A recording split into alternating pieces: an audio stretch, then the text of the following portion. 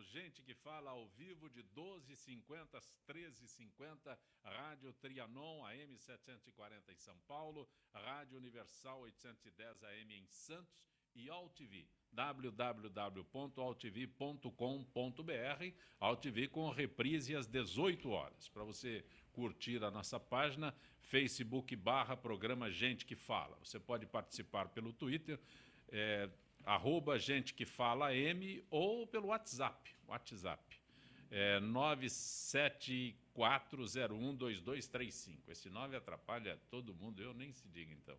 974012235 é o 11, é o telefone aqui de São Paulo. O telefone do ouvinte, né, na nossa velha fórmula, é o 11 também, 5052-6622 ou 5052-6622. Conosco hoje, Antônio Tutílio. Tutílio é presidente da Confederação Nacional dos Servidores Públicos, um currículo maravilhoso. Você foi diretor da Assembleia Legislativa. Fui assessor direto na Comissão de Finanças e Orçamento. É tido na política como o cidadão que mais entende de orçamento. Você continua elaborando as peças orçamentárias? Continuo mexendo com isso, porque sempre foi meu métier. E hoje na Confederação a gente acompanha isso, porque eu acho, sinceramente, Zancopé, que no Brasil falta exatamente nos nossos representantes, nos nossos governantes, até o Regis sabe disso, dentro do nosso Congresso faltam pessoas que se habilitem melhor a conhecer o orçamento, o plano, as diretrizes e, na verdade, essa falta de conhecimento faz com que a gente tumultue o processo orçamentário. Regis de Oliveira, jurista, desembargador, deputado federal, prefeito. Prazer tê-lo aqui. Só se for isso. Prazer estar aqui, Zancopé. Prazer é meu. Você aqui, o nosso querido Tucílio, homem aqui eu tributo o meu respeito pessoal. E realmente, ele tem razão aí na nossa primeira observação, de um conhecimento do orçamento. O orçamento é a peça fundamental e tem toda uma história orçamentária, né, no mundo inteiro. Isso nasce na Inglaterra e nasce de forma curiosa. O rei falou para o Gladstone, que era o ministro dele, disse: olha, pega aí a sua pasta, põe aí o que nós já fizemos com o dinheiro do povo e vá lá à Casa dos Lordes e explique o que é isso. E ele foi. E essa pastinha chamava budget, que é bolsa. Sim. E essa budget virou budget, que é o orçamento em inglês, entendeu? Então, daí nasce o orçamento, que é exatamente a explicação que se dá daqueles recursos que já foram gastos e qual é o plano que vai acontecer no ano que vem. Então, é uma peça fundamental para as democracias modernas. Eu não posso me conter quando eu tenho o Regis de Oliveira na mesa do Gente que Fala. Por que se afasta da política um Regis de Oliveira? Porque dá nojo a nossa política hoje. Isso é um horror. Eu fui político. Tutílio sabe, tive, pessoas de bem se afastam da política. Mas você precisa entrar num sistema de recursos. E aí você tem, não digo vender alma ao diabo, né? Não vamos chegar a Mefistófeles, né, de Fausto aí para poder fazer alguma coisa na política, mas você se aproxima disso. Ou você tem que ter um grupo qualquer, que você se submeta ao grupo, você faz um pacto de sujeição a esse grupo. E eu não estava a fim de fazer pacto com ninguém, né? Então, por isso, não dá mais para ficar. Eu já recebi outras personalidades da política que se afastaram, então eu vejo o Regis de Oliveira, eu falo, como é que pode, né, a política prescindir do Regis de Oliveira? É só você bater uma fotografia do nosso Congresso. Só isso, você vai ver, né? Começa a ver quem é quem. Por isso que eu não me conformo. Pois é, mas não dá para ficar. Né? Realmente, por isso que eu não me conformo. Eu preciso concordar plenamente com o Regis, porque a gente vive muito tempo em Brasília, acompanha o nosso Congresso e cada vez eu fico mais decepcionado, porque, na verdade, não existe mais a nossa democracia real, né? Hoje, o Regis tem razão, porque o pacto que o governo faz com os diversos partidos faz com que a democracia se perca. Na verdade, vou dar um exemplo só, Regis, você conhece bem. Nós temos hoje combatendo a PEC 555, que é um absurdo que acontece nesse país, que é o aposentado continuar pagando a sua aposentadoria. Ele aposentou, já pagou 40 anos de aposentadoria, sei lá quanto, mas ele continua pagando. Contribuindo. É o único país do mundo que faz isso. Nós temos 40 deputados que assinaram o requerimento para entrar em pauta. Mas sabe por que não entra? Porque o governo não quer. Porque o governo tem uma base e, mesmo assim, mesmo elementos da base, querendo que entre em pauta o presidente da Câmara, Henrique Alves... Nem só isso. O presidente, se não quiser, não põe. Só ele. Não coloca em pauta. Por que ele não coloca em pauta? Vamos dizer claramente. Porque ele é candidato no Rio Grande do Norte, ele precisa do apoio da dona Dilma e não coloca em pauta. Por quê? Porque o governo não quer.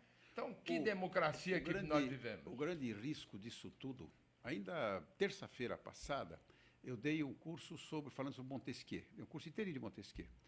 E o problema é o seguinte, todo aquele que... Montesquieu tem uma frase espetacular, logo no começo do Montesquieu definiu os sistemas ele do governo, definiu as estruturas, mas ele tem uma frase que é o seguinte, é uma experiência eterna, que todo aquele que detém o poder tende a abusar dele. É, pois, essencial que o poder detenha o poder. Isso é a base da democracia, é onde se assenta o pilar da democracia, é o controle e nenhum pode ser maior que o outro. O que acontece hoje no Brasil? Só tem um poder executivo. Só. É o único. E deixam ao judiciário, quando o judiciário está politizando o judiciário, não dá nada. O judiciário decide porcariada. Não é porcariada. Deixa eu retificar. Sim. Deixa eu retificar a minha expressão. Porcaria em termos que não são coisas que possam interferir na ordem política. Ele define aborto de anencéfalo, uso de célula-tronco, veja, coisas científicas, né? Mas politicamente ele não define nada. Então, é um poder no Brasil só. Nós podíamos perfeitamente ter uma monarquia aqui que estava tudo certinho, não mudava nada do jeito que está hoje, a estrutura. É um que manda. Por quê? Porque tem grana e tem as emendas orçamentárias. Acabou. Não Vai existe. mudar? Vai mudar? Não sei. Desejamos que sim, né? Mas não é fácil também você ter isso. Eu acho que só com constituinte exclusiva você muda isso. Eu acho muito difícil mudar, porque nós estamos tão enraizados, Regis, com esse poder do executivo, porque hoje você tem razão. Absoluto. O poder do executivo ele manobra o legislativo da forma que ele quiser. Isso em todas as O esferas. legislativo só carimba o que o executivo manda. Carimba aqui na... Sabe o que é o Brasil hoje? O governo brasileiro hoje é exatamente o que era Luís XIV, na França. L'état c'est moi. O Estado sou eu. Sim, O presidente que define tudo. O presidente e os assessores, né? Os ministros. Com a chancela do presidente. Tudo, com a chancela do presidente. Não, é o presidente. É o executivo, é o presidente, é o veja governador, só, é o prefeito, todas nas as suas esferas. Todas as esferas. Acabou. Nas suas esferas, o prefeito decide na cidade, o governador decide no estado e o presidente define. Porque, infelizmente, não se pode fazer nada. As assembleias, as câmaras municipais Todas, e a Câmara Federal. Todas são subservientes e genuflexas ao poder só. Poder E o pior, Regis, é que isso faz com que a corrupção aumente, o toma lá da cá aumenta violentamente. Porque não há o controle, porque não há o equilíbrio de poderes. A tese de Montesquieu, na sua pureza, acabou. Então, é um poder só que manda. Nós chegamos a um ponto... Aí fica fácil. Uma notícia que veio na semana passada, em que o Ministério do Desenvolvimento Social critica o Tribunal de Contas da União porque ele fez algumas ponderações e fiscalizações e dizendo que os elementos do Tribunal de Contas da União são incompetentes. Mas, meu Deus do céu, nós precisamos aceitar a fiscalização, nós precisamos verificar o que é melhor. Aceitar a fiscalização, não. É democracia. Ninguém quer se submeter a nada, né? Esse é que é o problema. Nesse caso, já vira censura. Olha, ele veio aqui censurar. Eu sou muito convicto, eu cheguei a propor lá no Congresso que nós acabássemos com esse tipo de Congresso e fizéssemos uma outra ideia, sabe? E tenho falado sobre isso em alguns cantos aí. Converter esse Congresso, diminuir o número, primeiro, de representantes, não precisa disso aí. Extinguir uma delas. Os senadores seriam indicados pelos parlamentos locais. Porque a tese é essa, o Senado representa os estados. Sim. Então não pode ser votação direta. O Estado designa, o Estado quem? A Assembleia do Estado nomeia os três senadores. E quando quer, revoga o mandato deles. Precisaria ter os 3? E o outro também não. Também e o não. outro. Você está falando em redução, né? De redução de tudo. E os deputados, como é que faria? Eu não faria essa eleição direta mais para deputado. Eu falei, pô, está propondo eleição direta, não é bem assim. Distrital? Eu acho que nós teríamos que ter representações adequadas, por exemplo, das forças produtoras. Então, a agronomia terá seus representantes, a agropecuária terá seus representantes, os magistrados terão o seu, o Ministério Público, os seus advogados, os trabalhadores, os sindicatos, todo, por eleição deles. E o cara vai lá para trabalhar para eles. Ele é um representante do... Legal. Reconhecidamente Ele é um escolhido. representante médico, então ele vai lá trabalhar pela medicina, trabalhar pelos hospitais, trabalhar pelos remédios, ele vai cuidar disso. O outro que é do juiz vai cuidar do judiciário, o outro que é do Ministério Público, o Ministério Público. E, claro, quando houver o interesse de todos, cada um decide da forma que aquela classe tenta se impor. Então, acaba a eleição direta, não acaba a eleição, veja que é interessante, o sindicato escolhe. Sindicato dos servidores públicos, ou sindicato, ou associação, ou aqui a confederação, indica o seu representante lá, 1 ou 2, depende do número de associados que tem. Designa. Esse cara vai lutar só pelos servidores públicos, com camisa vestida, entendeu? Fardado de servidor público. O outro vai lutar pelo médico, outro vai lutar pelo... Mas hoje já não é assim? As pessoas já não representam... Mas aí que está, mas é falso, porque você vota num cara sem saber exatamente quem está por trás dele. Se é um banco que está bancando a candidatura dele, se é um sindicato, se é uma cooperativa... Mas aí falta a transparência disso, falta né? transparência. Então, anterior à votação, você vai lá para representar o cara, você sabe disso. E ele pode nós já apresentar um projeto Aqui mais ele é absurdo que definitivamente um lobista. lá dentro. Né? Então, você dá transparência a Nós isso. fomos já pleitear algo em termos de Câmara, em termos de Congresso como um todo, e um deputado, eu vou até citar o nome, Marqueselli. Nós fomos conversar alguma coisa sobre o servidor público, ele falou, olha, você tem que conversar com alguém do servidor público, porque a minha área é ruralista. Ele representa a citricultura. Então, ele não quis nem conversar comigo. Abriu nem o ele diálogo. é um dos componentes, né? Sim. E poderia conversar e expor o pensamento dele. Não, olha, isso aí você tem que conversar com a bancada sua. Pois é. Agora, então, veja, é isso que tem que ser. O cara, esse é autêntico. Ele falou, não, eu não vou cuidar disso aqui, eu não vim aqui para isso. Eu vim aqui para cuidar da produção agrícola. Pronto, está certo. Definido, né? Colocou a... E aí o objetivo você dele, do sabe mandato quem dele. é quem, cada um vai fazer o quê, e quando houver, por exemplo, um caso de aborto, que você vai querer fazer mais uma hipótese de aborto, aí você debate com todo mundo. O médico vai dar a sua opinião, o advogado dá a sua opinião, o servidor público dá a sua e pronto. Aí você forma uma convicção autêntica. Mas isso eu tomei burdoada, o cara é louco, mas tem que discutir a ideia, certo? Não é de a política é isso. Não serve mais, não serve. Mas a política é a discussão. É lógico. É a colocação das É ideias, claro, é o debate. para isso que tem a Casa do Congresso. O Congresso Nacional Parece que é não a estão fermentação. debatendo nada ultimamente. Nada. Mas nas últimas décadas reforma não estão debatendo nada. É um sonho. Isso, claro que não vai passar e tal, né? Mas, imediatamente, seja o presidente que vier, no primeiro mandato, ele tem que fazer realmente para a reforma política, que não funciona. Necessariamente. Regis, nós falamos sobre orçamento no início, mas tem aqui a publicação sobre propinas que eram publicadas pelos romanos. Você fez a referência ao orçamento na Inglaterra, como o início, inclusive, da expressão, e você colocou um texto sobre o Império Romano e as propinas. É um artigo interessantíssimo, tão antigo veja só. assim?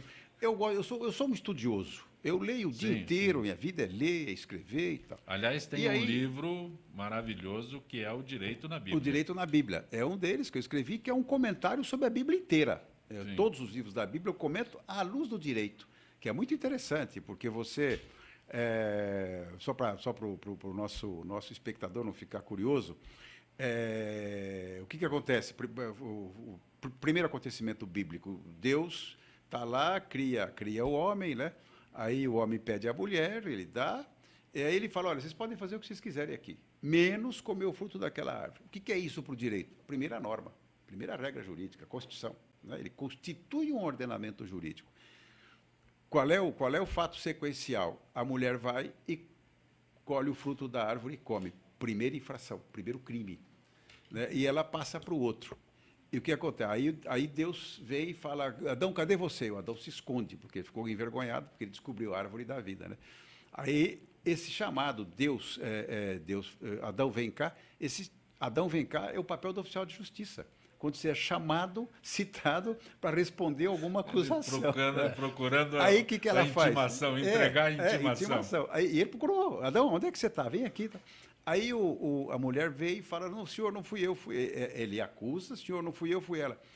Coautoria, 2 pessoas que se unem para cometer o mesmo crime. Né? Enfim, eu poderia ficar horas e horas falando sobre isso, mas vamos ao artigo que eu publiquei aí há uns 15, 20 dias atrás. O Império Romano e as propinas. Lendo coisas sobre o Império Romano, eu deparei com o seguinte, quando o Império Romano passou para o Oriente, portanto, para Constantinopla, né, os imperadores perderam mais ou menos o controle daquilo tudo. Cada um por si, e com invasão de godos, visigodos, bárbaros, vândalos, aquilo virou uma confusão danada.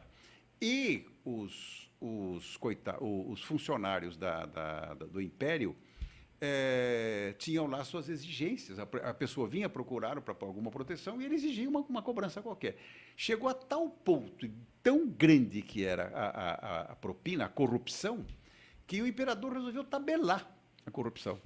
Olha que coisa louca. Ele não tinha dinheiro para pagar o servidor, para pagar bem. Então, o que ele fez? Ele falou, não pode cobrar mais. Ele baixou uma tabela. Isso é relatado por um funcionário chamado João Ulíbio. Que a tabela está muito avançada, a tabela está extrapolada. Então, quem sabe, se a gente...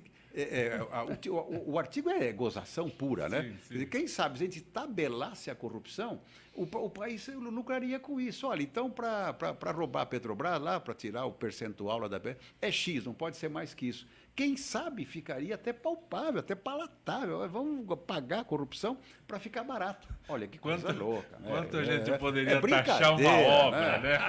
Tu tira aí, vai no orçamento uma ponte, quanto é? Pois é, quanto é que é? Uma hidrelétrica vai a quanto? Olha, um viaduto. Ponte é uma coisa, viaduto é outra. Você tem que tabelar para o pessoal ter critérios de corrupção, né? Porque senão vira como estava no Império Romano. Roubava-se tanto que o imperador resolveu tabelar a propina. É coisa de louco. É o que está se passando aqui hoje. Não tem a tabela.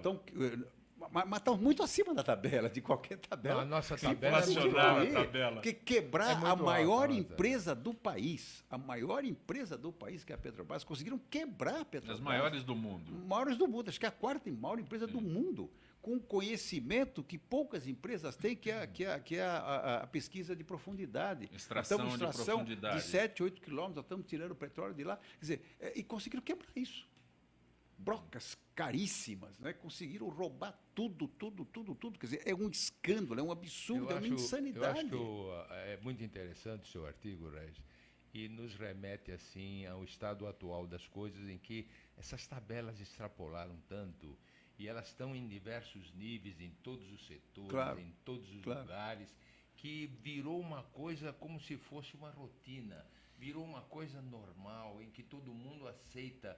Eu vou lá para o Congresso porque eu tenho já um esquema para que isso seja montado louca, dessa forma. Rouba-se tudo. E daí, hoje é tão comum isso, em que você vê um comandante de polícia militar do Rio de Janeiro, que é o chefe da quadrilha. E você vê um diretor de presídio, que é ele que faz todas as propinas para saber se o preso sai ou não sai, se ele fica 3 meses ou 1 ano fora. Quem pode fugir, no Maranhão, quem não pode fugir, quem não pode. Foi lá no Maranhão. Veja que a nossa triste. Fora, os perdeu-se o bom, perdeu-se o bom. O romano foi inteligente, porque tabela aí pronto.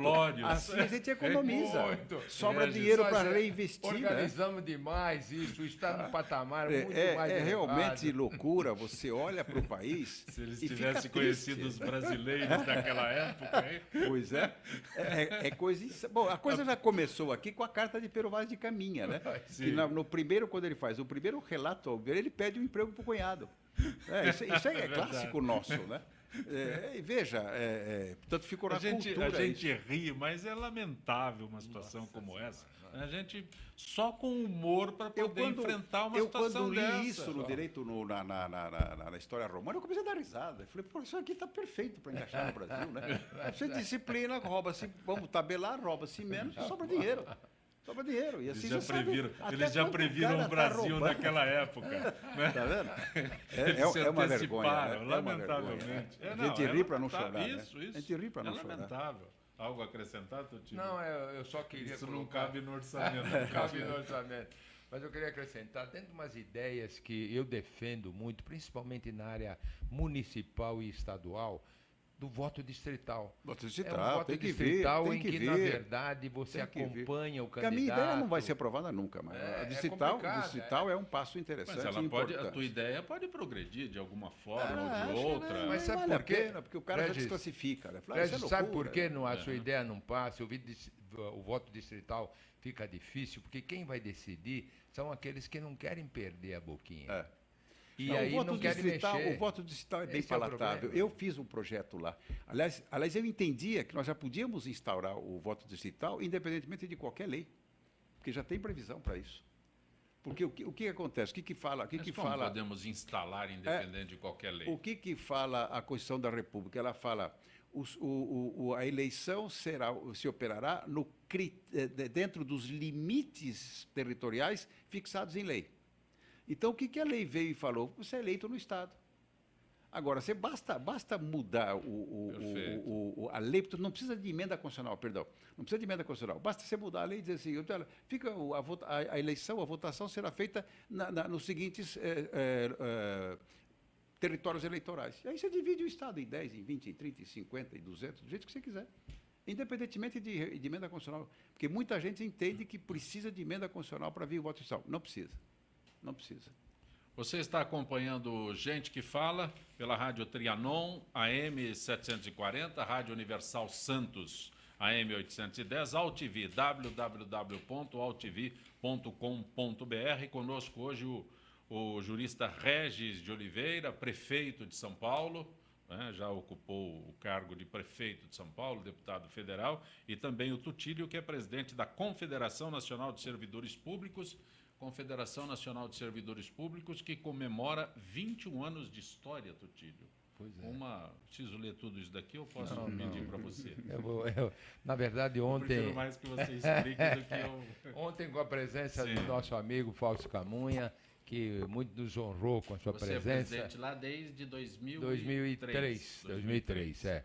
E, na verdade, nós comemoramos 21 anos com um jantar comemorativo e lançamos um livro, né? Um livro que, na verdade, 21 anos, o nome do livro é A Maioridade na Representação dos Servidores Públicos no Brasil.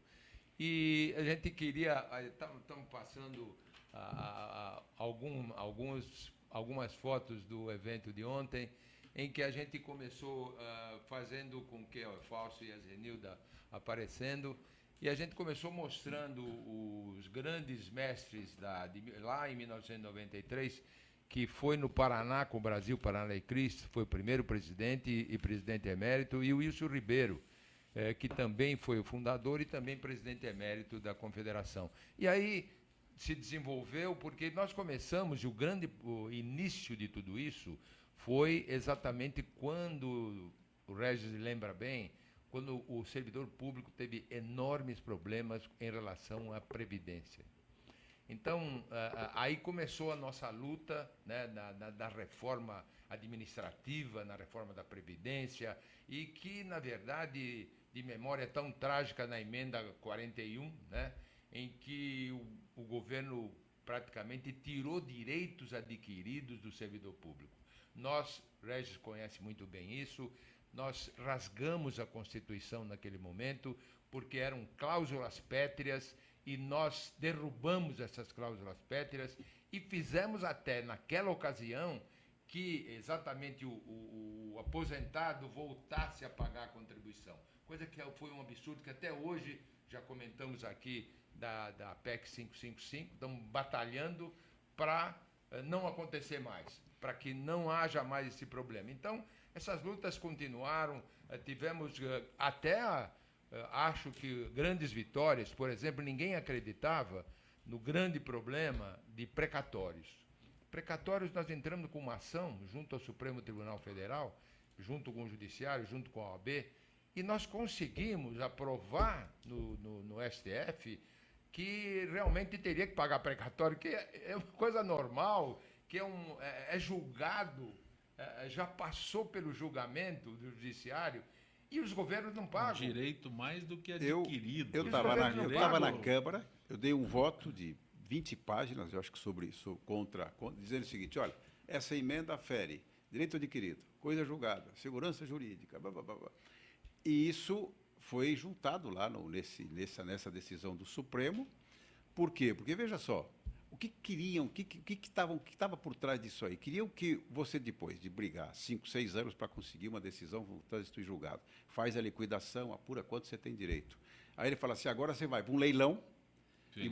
E quem abrir mão de maior percentual do seu direito, então você leiloa isso aí. Ora, você sabe como é que é um leilão. O cara quer tirar o máximo que ele puder. Resultado, você ia vender um crédito depois de 5, 6 anos. Você tem um crédito, vamos falar em números redondos, R$100 mil. Você ia vender por 20, por 15.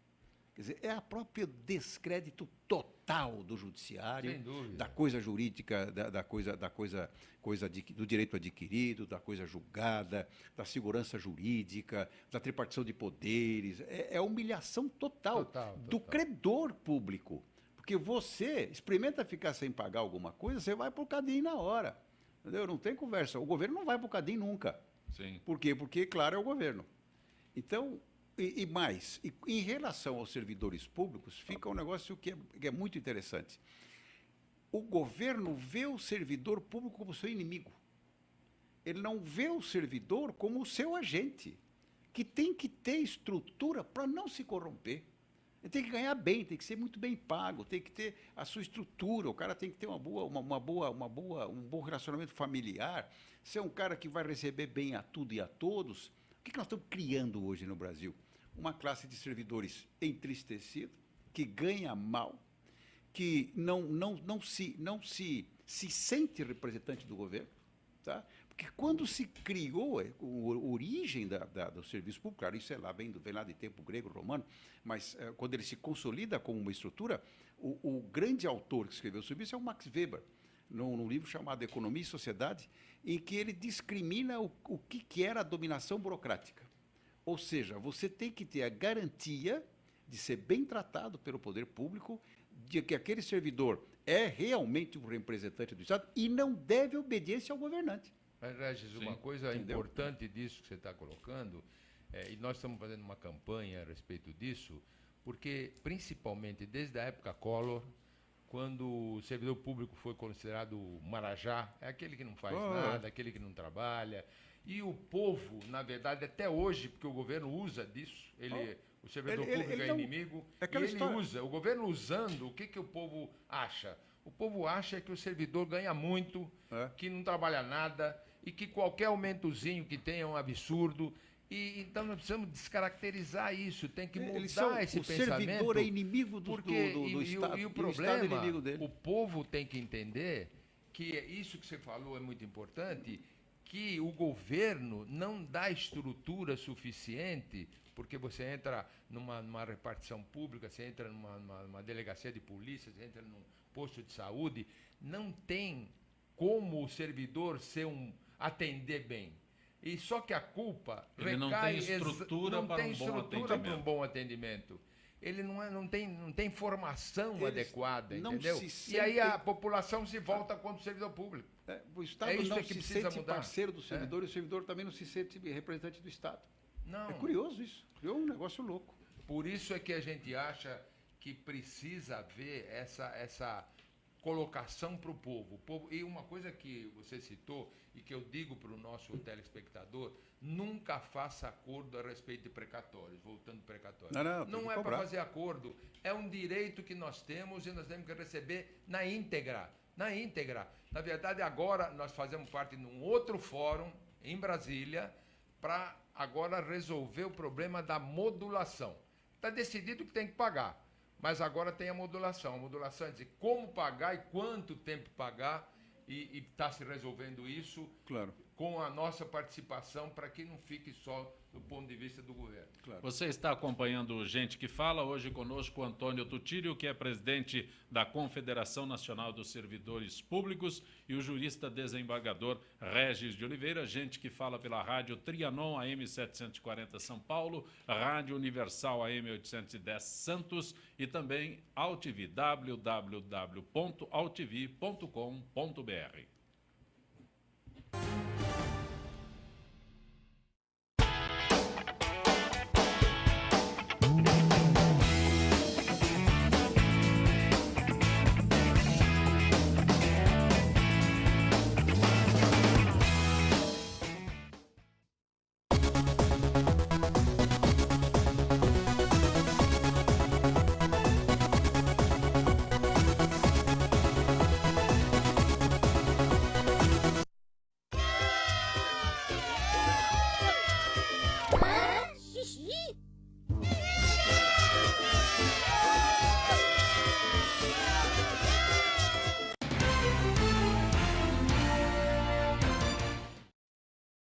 Tudo tem a ver com alguma coisa.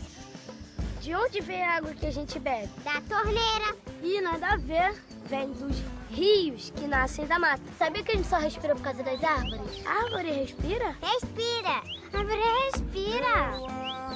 E o que você tem a ver com isso? Meu ar. Minha água. Minha árvore. Meu ambiente. Mata Atlântica! SOS Mata Atlântica. Mais 25 anos.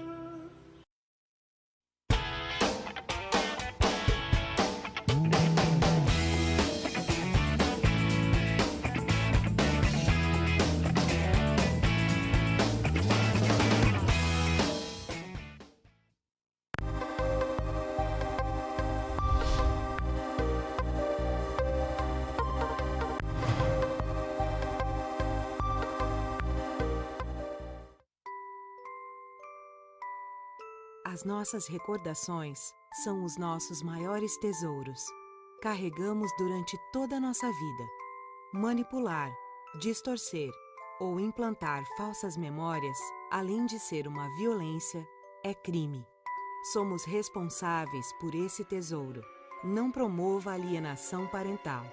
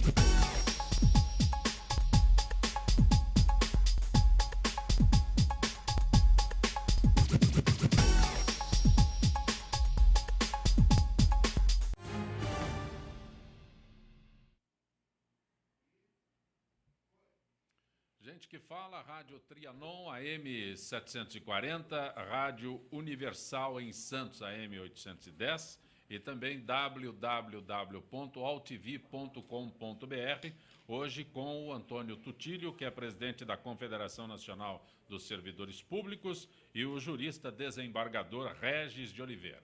Nós vamos manter nosso contato agora com a Zilka Fialho, que é supervisora de marketing e eventos da AFIPESP. Zilka, boa tarde, Zilka. Zilka Fialho, que é supervisora de marketing, participando desta edição de Gente que Fala. Um instantezinho só. Deixa eu aproveitar aqui. Posso continuar aqui? Tutílio, Rodolfo, por que o governo estadual paulista não paga precatórios alimentares devidos? Não acontece nada com os governantes. Carlos Rodolfo, obrigado pela Rodolfo é de Pernambuco. Pergunta, mas, na verdade, nós estamos exatamente tratando desse problema e o governo estadual, ele, junto com a Prefeitura de São Paulo, são os maiores devedores de precatório. Num cálculo que nós fizemos de 100 bilhões de reais que todo o Brasil deve de precatórios, 40 bilhões estão ligados a Estado e Prefeitura de São Paulo. O Estado de São Paulo deve precatório desde 1999.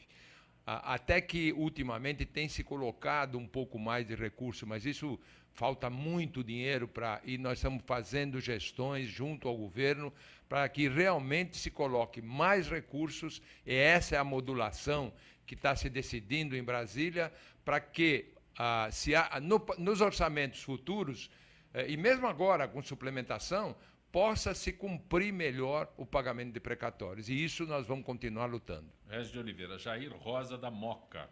Compra de votos para a reeleição de Fernando Henrique, em que até deputados foram cassados, pode ser considerado um dos grandes escândalos político-financeiros do Brasil? Com certeza absoluta. Isso aí não ficou de graça, né? Ninguém consegue uma emenda constitucional para a sua própria reeleição sem ter feito um grande acerto com o Congresso Nacional. A mesma coisa. Outro dia eu vi uma entrevista do Pedro Simon, e a pergunta foi feita exatamente para ele.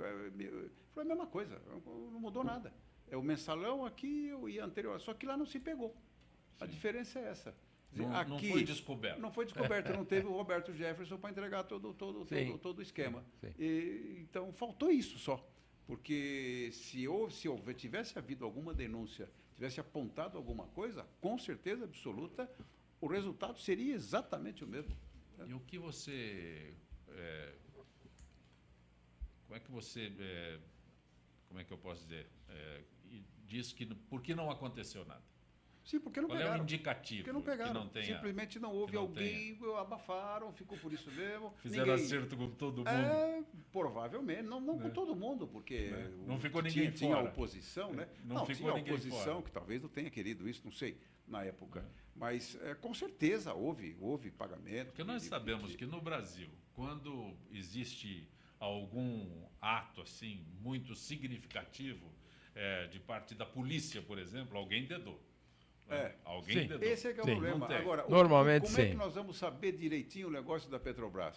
Porque o cara está fazendo delação premiada. Sim, ele vai entregar todo mundo. Sim. E agora, não é só poderia ter ido no Congresso ontem? Ele poderia, o ministro autorizou. Não, mas ele poderia. Ele poderia, mesmo que não tivesse autorizado. Ele poderia. Mas o Ele grande se interfere problema... no acordo que ele está fazendo. Não, mas é que ele não falou.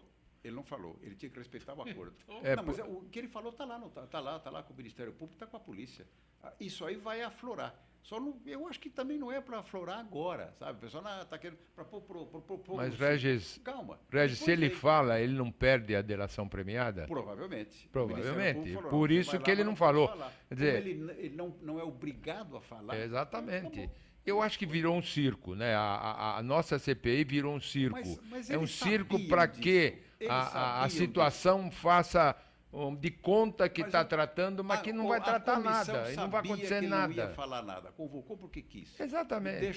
Deixa ele ser espremido lá pelo Ministério Público, pela polícia, deixa entregar tudo e todos, o documento que ele tiver. Depois se apura isso direitinho e vai doer no lombo de quem tiver que doer. Em relação ao precatório, olha, é um escândalo isso aí, nós já comentamos sobre isso aí. E, Me lembro quando, eu tenho me no meu lembro quando nós escritório... tivemos aqui, o Mário Covas era governador, existiu a possibilidade de uma intervenção no estado de São Paulo.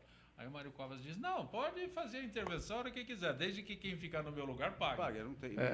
Não, diversas vezes intervenção foi tentada, mas não deu nada. O tribunal entende que não pode decretar intervenção. Problema econômico. O que acontece? Eu tenho precatório no meu escritório de aposentados. Os caras estão morrendo. Temos Morrendo o... e não estão Hoje, Família tem não o estão direito. recebendo. Hoje, Tem o direito, claro. hoje já morreram. família que nem Cada um sabe. que morre, você tem que fazer a habilitação. Reiniciar não, a habilitação dele. Faz o inventário, o inventariante... Regis, assume nos o nossos crédito. registros, É coisa louca. nos nossos registros já morreram quase 100 mil pessoas sem pois é, receber pois é. precatório. 100 mil pessoas que não receberam Agora, precatório. nós vamos reeleger esse pessoal que não está pagando. Não paga para ninguém. E o pessoal que não está recebendo, talvez até vote nos governadores que não estão pagando, nos prefeitos que não... Agora, eleição para governador, claro. Esse pessoal não está Mas é a pagando. mesma coisa. Mas o povo Governador, o povo vota em quem vergonha, tem uma vergonha. ficha suja também, o povo vota. Vota, E lá, tá, o nas Arruda pesquisas, ia se ganhar não a houver eleição em Brasília, a se não- parada, ele se está na não- frente. Eu vejo o que aconteceu no Distrito Federal. Pois é. Deixa eu aproveitar a presença do Tutílio e do Regis. Escócia decide hoje se deixa de pertencer ao Reino Unido. Mais de 4 milhões de escoceses decidem hoje se o país se torna independente ou continua parte do Reino Unido. Os defensores do sim querem um país livre da Inglaterra e com autonomia em suas decisões, enquanto os do não acham que o país não tem estrutura para seguir em frente sozinho. É uma disputa extremamente acirrada. Analistas dizem que o coração dos escoceses vota sim, a razão vota não. Vou pedir um instantinho só para você me responder. Zilka Fialho. Boa tarde, Zilka.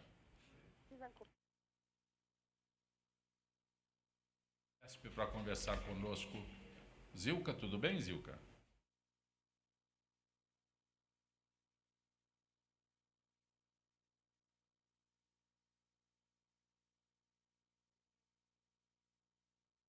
Origem Inglaterra, que na ilha, né, na grande ilha, haviam clãs. Lá se fala em clã, não se fala em tribo e tal. E o que acontece? Em 1701, foi feito o que se chama Tratado da União, em que a Escócia e a Irlanda passaram a fazer parte do que se chama Reino Unido. Os conflitos eram tantos e ficaram tão sequenciais que, em 1800, fizeram um novo Tratado da União.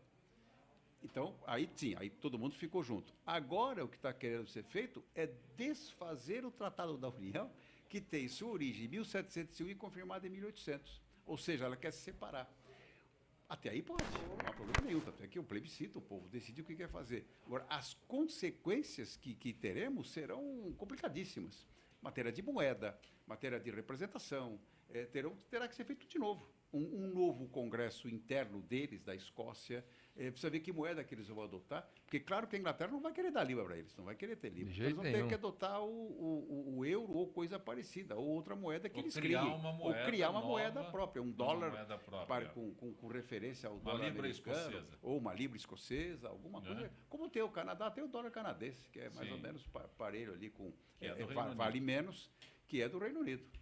Que compõe o Reino Unido, né? Quer dizer, a rainha é aquela e tal, mas não tem nada. Na verdade, no Canadá é só a rainha. Ali tem tudo, o governo próprio, absolutamente autônomo, primeiro-ministro, e a Escócia quer isso.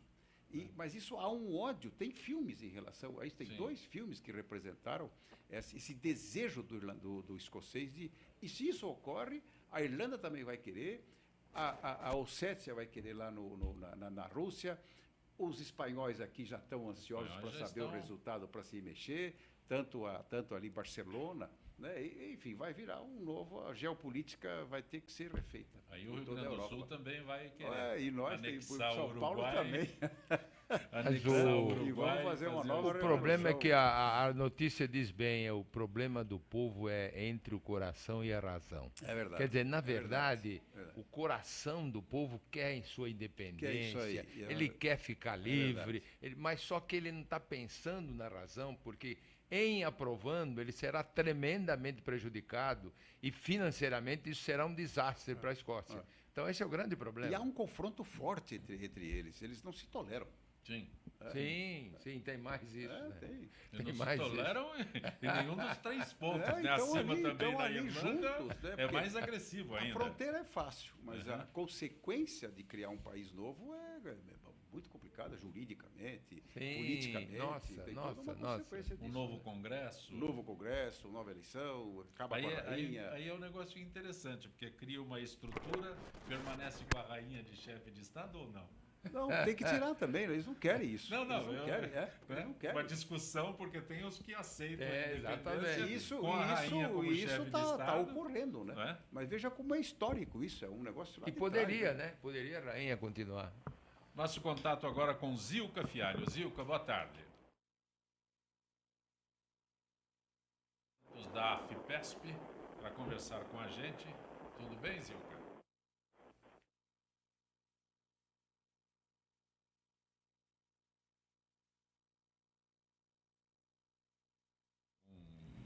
Algum boletim desse da FIPESP, né? Eu me lembro que foi aqui no Gente que Fala Foi. que se viabilizou Exatamente. a sede de Avaré. Foi. Estávamos com o prefeito de Avaré. Verdade. E veio à baila o assunto da Sem possibilidade. Você está parado lá. O prefeito falou: como está parado? Eu não estou sabendo. Vamos conversar com isso. Foi, Essa exatamente. sede Você lembra hoje, bem. Que é uma das, né, Tua mais memória é boa. importantes Tua memória é boa. Da FIPESP, que se utilizou através do Gente que Fala. Uma coincidência. Foi, mas que acontece? Foi real. O prefeito Sem estava dúvida. lá, o prefeito de Avaré estava lá. E aí havia, na expansão, tal, o Tutílio, presidente da FIPESP, temos alguns projetos. Qual deles? De Avaré. Prefeito, tem um projeto para Avaré. O prefeito falou: não estou sabendo. E foi com o apoio lá da prefeitura que nós conseguimos realmente o terreno e tal. Claro. Construímos até lá Claro. uma unidade boa, né? Graças a Deus, no meu período, tive uma reeleição, 2 mandatos, e a gente, nos 2 mandatos, conseguimos construir 6 unidades. Maravilha. Muito bom, muito Maravilha. bom. Isso é importante para o associado, né? Para o associado é importante demais. Sabe se localizar, Sem tem dúvida. um ponto de encontro. Onde Ele não tem- consegue pagar, seja que lugar for, os preços que a associação tem, né? Não, com consegue. certeza. Conosco o Antônio Tutílio, hoje é presidente da Confederação Nacional dos Servidores Públicos, e o jurista desembargador Regis de Oliveira, que já foi prefeito na cidade de São Paulo. Quando eu falo de político, ele se afastou da política, né? Aí foi o prefeito na cidade de São Paulo. E a experiência na prefeitura? Valeu tudo, acho que valeu. Valeu bastante, tanto no Congresso Nacional, eu aprendi o procedimento legislativo, tem até livros sobre isso, tem um livro sobre orçamento, isso foi muito útil. E tenho, de outro lado, experiência também no Executivo. 31 anos no Judiciário, uma passagem pelo Executivo, pelo Legislativo, uma experiência graças a Deus, muito grande e muito intensa. Boa tarde, Zilka, Zancopé. podemos conversar com você, Zilka? A gente consegue? Senão a gente marca um encontro na próxima oportunidade, né, Zilka? Consigo ouvi-la aqui. Depois a gente faz uma outra tentativa. Vamos voltar aqui à nossa pauta do Gente que Fala com o Tutílio e com o Regis de Oliveira. Olha, é impossível sair dessa pauta. O Brasil tem uma tentativa de fraude a cada 15 segundos. Dados do Serasa revelam que a cada 15 segundos um estelionatário tenta dar um golpe usando documentos pessoais de outra pessoa, principalmente para compras e a obtenção de Como que você empréstimos. quer consertar esse país desse jeito? Conta pra mim. Né? A cada 15 segundos uma tentativa de fraude. Como é que você quer Isso sem Eu falar do acho poder que é um público. tempo Agora, otimista, agora veja, não estamos falando do poder público, falando de pessoas, de Sim, particulares. sim. Olha, é a mesma coisa. É a imagem dessa que vai. É a cultura. É a cultura. É o cara que quer levar vantagem em tudo. No trânsito, ele quer passar na frente do outro. Quando ele está saindo de algum lugar, ele quer passar na frente do outro também. Ele não respeita os mais velhos, não respeita a criança. Não há respeito, não há cultura nesse país. Nós não fomos habituados a isso. Na fila você quer furar a fila, você fica bravo quando tem fila. Não há cultura, não há cultura. Você quer ver uma coisa absurda? É o negócio do trânsito. Onde tem faixa, o cara em cima da faixa. Como se aquela faixa fosse para ele parar o carro ali. E mais, ele não respeita o pedestre também não respeita o piloto. Ou seja, é uma cidade conflituosa. São Paulo e o Brasil inteiro, isso repercute no Brasil todo. É aquela história do querer levar vantagem em tudo, de querer passar por cima dos outros, de não querer cumprir regras. O Freud disse uma frase que me impressionou muito, que é espetacular, num livro chamado Mal-Estar na Cultura ou Mal-Estar na Civilização. O livro é a mesma tradução, é que pode ser diferente. Ele tem uma frase seguinte: a civilização começa com a repressão. Por quê? Porque enquanto você está num estado natural, chamado estado natural, você não tem limite, você tem muita liberdade, você faz o que você quiser. O que você quiser. Você mata o outro, você ofende, você briga, você estupra, você não tem limites. Então, quando você reprime, você começa a ter civilização. E depende do grau de repressão que você tem em relação à sociedade, e você prepara a sociedade para receber aquela regra. Então, o que acontece? Minha liberdade vai até onde vai a tua. Eu não posso ultrapassar isso. Mas eu ultrapasso todos os dias e a todas as horas. Então, nós não temos uma cultura de preservação do outro. E a pessoa... De respeito ao outro. De respeito, porque Sim. o teu limite... Veja só, é muito interessante. O Lacan tem um negócio muito interessante, que é a imagem do espelho, né? Quando a criança nasce, ela não conhece ninguém, né? Mas a primeira visão que ela vai ter dela própria e dos outros é exatamente o espelho. Quando ela olha e fala, bom, o que é aquilo? Né? Quem é aquilo? Então ela começa a se identificar por ali. Mas, então, o limite dela é exatamente o outro, é a educação que a mãe vai dar, que o pai vai dar, e ela vai crescer com aquilo. A família está destruída no Brasil, não há família mais. Então você perde os valores que você tem que ter e você ultrapassa os limites que são fixados.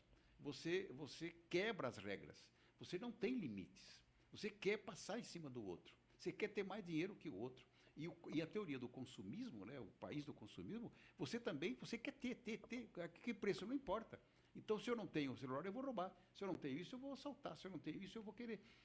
Isso Mas, destrói o Regis, país na está verdade, absolutamente isso que detonado. você está colocando, na minha visão, ela tem uma grande origem que se chama formação, que se chama educação no nosso país. Claro.